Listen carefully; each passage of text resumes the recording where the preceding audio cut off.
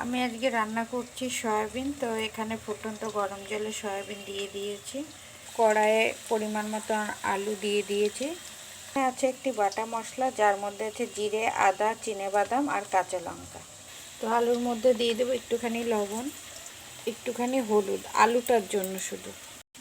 এবার সয়াবিনটা একটু সেঁকে নেব, জলটা ঝরিয়ে নেব। আলুগুলো ভাজা হয়ে গেছে, এবার তুলে নেব।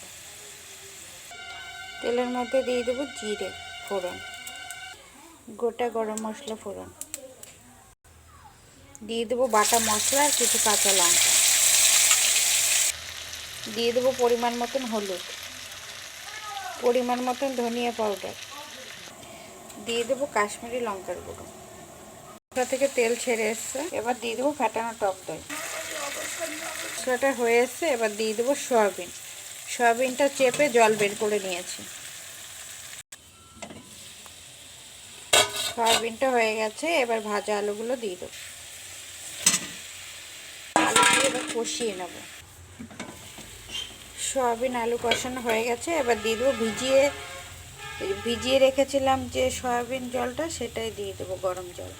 পরিমাণ মতন জল দিয়ে দিয়েছি, এবার হতে দেবো। ঢাকনাটা খুলে একবার দেখে নেবো কতটা হলো।